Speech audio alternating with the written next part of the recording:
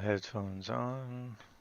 I just got a notification that we're live in the verse, but Facebook isn't going. So Engine tells me Nginx is streaming, but why aren't you? We're live, because we'd have to be.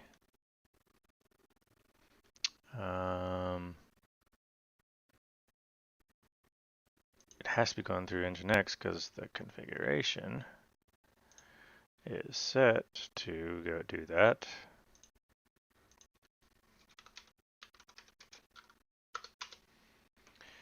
Wrong one, config, Nginx conf. Yeah, whatever. Open always. We are streaming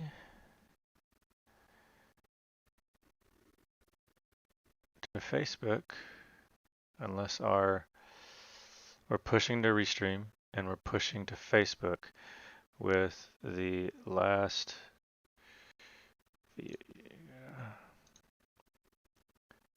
Yeah, that's the. I don't know why it's not picking it up.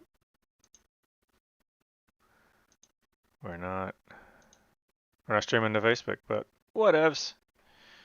Streaming to YouTube, Twitch, Mixer. Good enough. So this, hopefully we're muted there. Previous stream, I had an echo on coming from this guy. Its microphone was on, and I think I also learned that this guy's microphone was on. So yeah, we'll see if that's any better. So we're not actually going to play today. We're not actually going to play. I'm going to try to do a quick explanation and walkthrough of what I'm trying to do. As far as we're going to do a quick demo again of what this setup does, where I have one guy here that's in Port Olisar. Yeah. And here he is at this console, and then we got some other dude over here. My dudes are Knight and Knigget, and he's at Grim Hex. So we got two different guys, and the gimmick of all this thing is that when I hit this button, I have software that listens for the headset that's removed.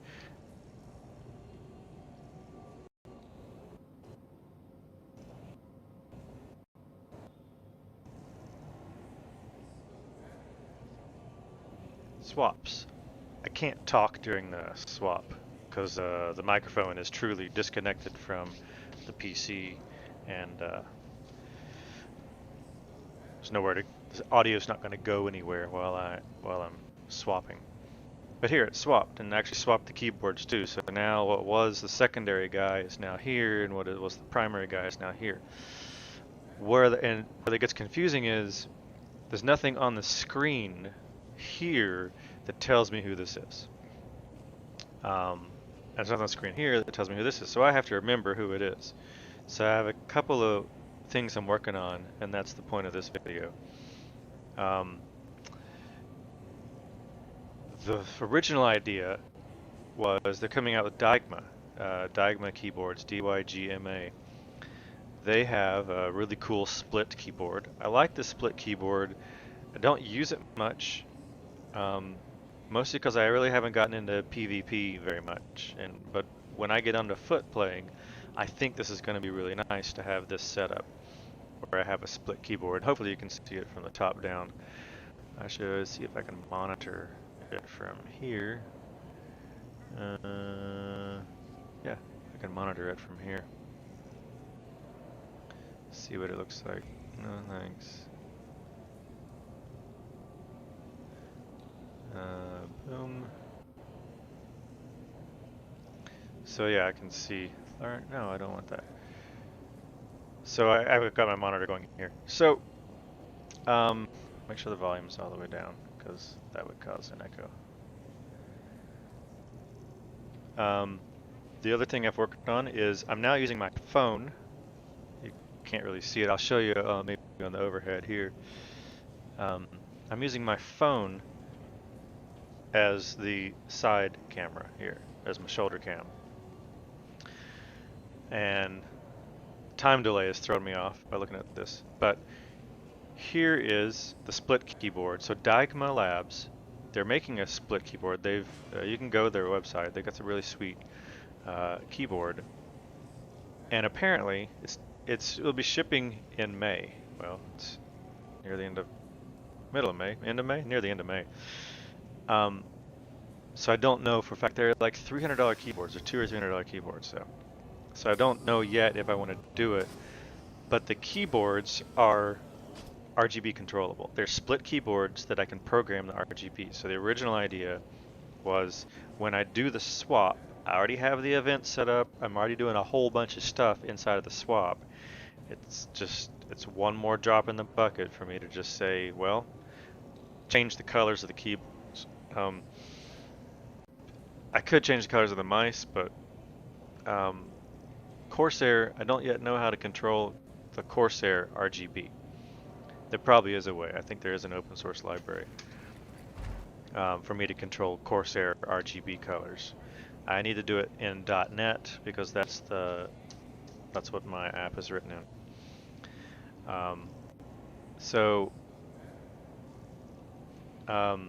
I would basically just changing the color of the keyboard may be enough indicator. But if I'm playing this in the dark, it would be really cool. So the second idea that may become the primary idea is RGB LED strips behind the monitor. People do it a lot. It's kind of a gimmick, but for me, I'm actually using it for a functional reason so that night would be red and Knigget would, I guess, be white. So every time I hit the swap, the RGB LED colors, at the same time when I do all the other stuff, I'm gonna tickle the RGB microcontrollers to change colors. And then if I'm going to do that, if I'm going to have two RGB colors going on here, why not also up here under my hutch also have RGB colors? So here I'm going to actually use a trick on why I've set the phone up here is I can now come over here, and if this works correctly, then I can basically I can turn this off and turn this on, and this is all a test again. Hey, I got a receding hairline, look at that. So this is a test to see if this audio sounds okay and if it's coming in just fine. So I'm going to flip the camera here, and let's pull it up on the overhead, and you can see that all I'm just doing is using my overhead as my phone. It's just my phone that is video endpoint inside of this stream using the NDI New Tech. This is a paid app. It's like $25, so I haven't bought an app in a long time, and this is a $25 app. Not a cheap app. No, crouch. I'm just jumping, keep them going. So now, let me change the scene. The other thing I need to do here is get my Stream Deck to control the remote. Did I close it? Where is... Oh, it's swapped. I'm on the wrong PC. Over here, I've got this desktop, and let's change the scene. I can change the scene mostly remotely, but here we'll go to the full screen here. And we'll minimize that, and we'll swap back into the game. So I should see this is me monitoring the stream.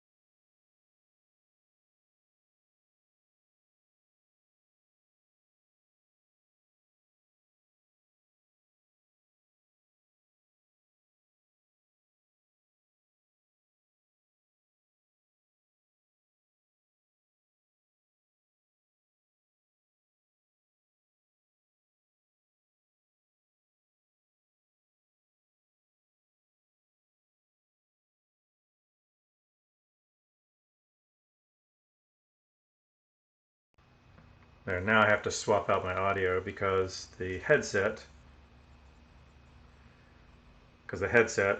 its wireless transmission is not long enough to reliably get here without any chop. So, but this is the third PC that's doing the actual streaming itself, and it's doing the H.264 encoding for the stream, and it's running Nginx because it's splitting the stream out to Restream and Facebook. Of course, Facebook Live for some reason isn't working. So the point, I could basically show you around my messy room. Yeah, I ignore all that. We have 3 kids. We haven't had much time to clean. So the plan is to, original plan, RGB swap the color of the keyboards, and the Diagma keyboards coming out very soon, if not already. There's apparently shipping. There's a competitor to them called like the Ultimate Hacking Keyboard. They don't have RGB controls. I wish this Mistel Barco, I think, Barco. I wish it had RGB controls. I've confirmed with their tech support that there's no way to software control these RGBs. So that's unfortunate. I could maybe swap layers, and there's macro buttons here on the keyboards. I could, can we focus? Can we focus? Yeah, we can focus. I could maybe do a quick finger tickle on the keyboard and swap the colors by changing the layer that I'm on. Silly guy.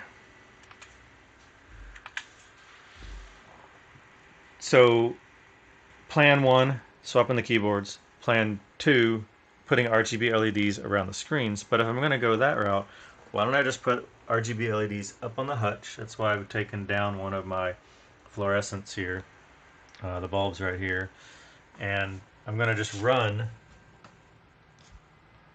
RGB LEDs up inside this corner. And if I'm going to do this, I'm also going to run them here under the, right along the back edge, right there along the back edge of the wiring raceway. And so all of those would be controllable in the software, and then theoretically I could control the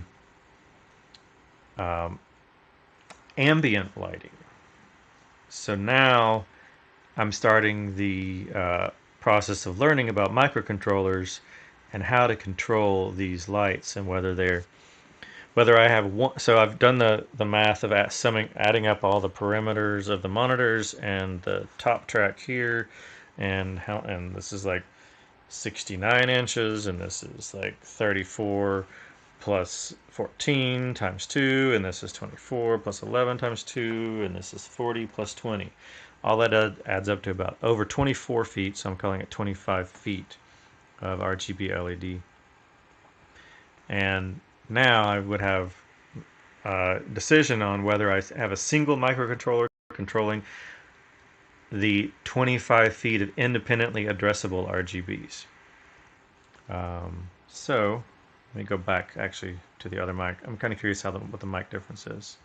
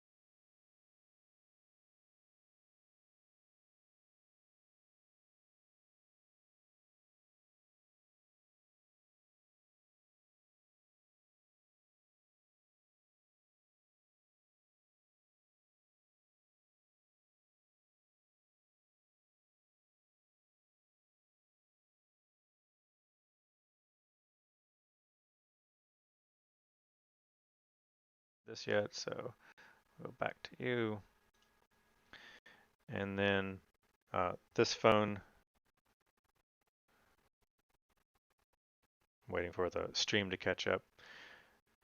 This phone, I could basically swap to the back facing and bring it over here. And so I basically just have a little dock sitting on the wall. I tried to level this thing and I did it at like midnight. And I had a bubble level and everything. Lined it all up. I was doing it sort of in the dark, sort of trying to be quiet about it. And damn it, it came off crooked. So whatever, that's where I mount this phone at. Um, and we'll just swap. And I have a, where'd it go? Did I drop it? Yeah, it fell back.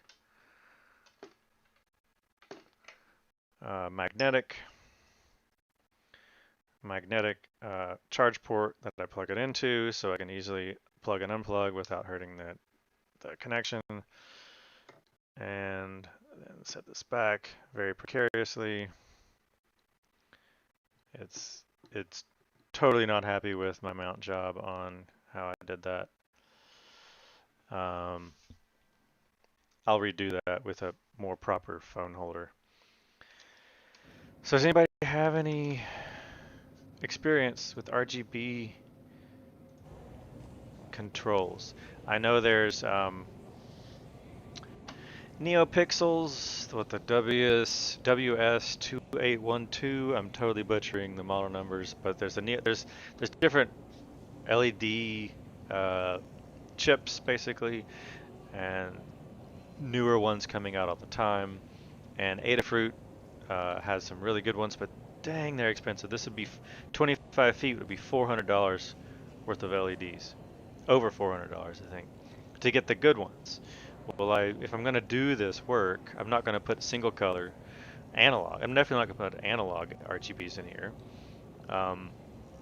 So I want to get, digital, and I don't want digital single color. I want digital RGB and individually addressables, I believe, because especially if I'm going to zone it, if I'm going to have one single controller, yeah, whatever. You get to see under the cabinet, so that's probably fine for this purpose. One single controller controlling 4 zones. Zone 1, secondary monitor. Zone 2 is the primary monitor. Zone 3 is under the desk, and Zone 4 is under the hutch. Or instead of one microcontroller controlling 4 zones, maybe I just have 4 microcontrollers. The logistics of having to flash update if I reprogram them, I have to flash update 4 individual microcontrollers as opposed to just one. Do I use an ESP A266 or the newer ESP30, the ESP32, which I think, from what I read, is almost like a dual core, or it scales better. It's much more performant.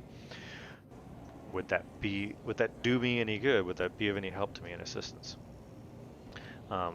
If I go multi-zone, I think so. If I don't do multi-zone, if I do 4 independent controls, I don't think I really even need a whole lot of horsepower, because these runs are not very long. This is a 69-inch run, slightly over 5 feet.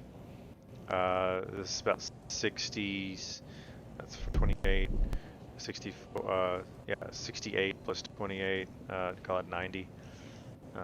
That's 70 plus 30, 100. So it's 100 inches, less than 100 inches, 60 inches down here. I have 100 inches as my longest run. So I've had 4 microcontrollers. Kind of cool. These they're cheap. They're a lot cheaper than I thought.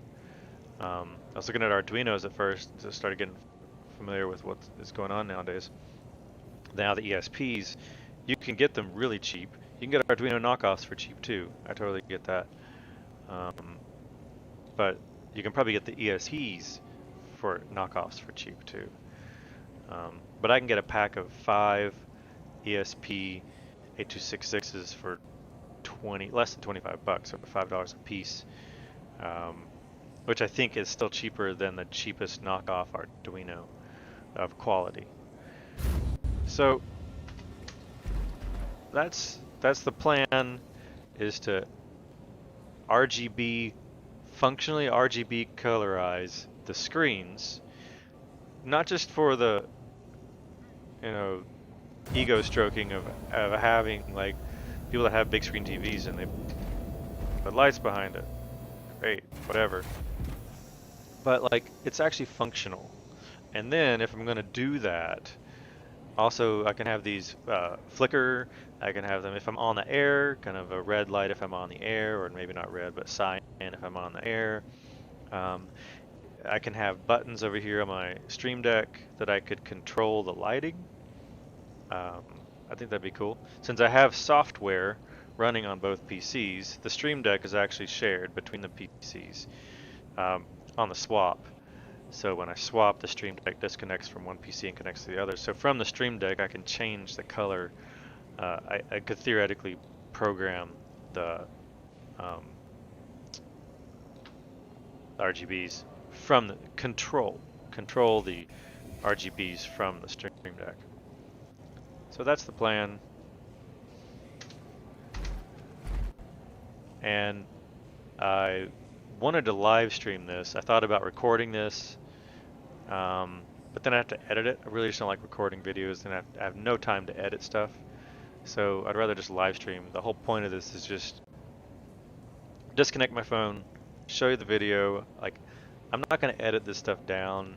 This is already a long rambling video. It's mostly for my purposes, for my historical references, so that I can kind of document these. I could always pull the video down from YouTube and edit it later on. I know it's lesser quality, and it would already be pre-mixed, but whatevs. Anyway, I'm going to stop stream, stop rambling, and no real play today, as I started off saying. And sorry that this didn't live stream to Facebook. Is it still not live streamed to Facebook? It still hasn't live streamed to Facebook. Huh. Okay. I'll have to see in the video if this camera is good enough for you to have seen my streaming key on that screen. I do not think the resolution is that good. I think even if you zoomed in and tried to post-process a frame, I don't think you'd be able to read the stream key. I feel pretty safe about that. So anyway, I'll stop the stream and catch you in the verse. Am I even streaming audio? I hope so. It looks like I'm streaming audio. Yep, it looks like I'm streaming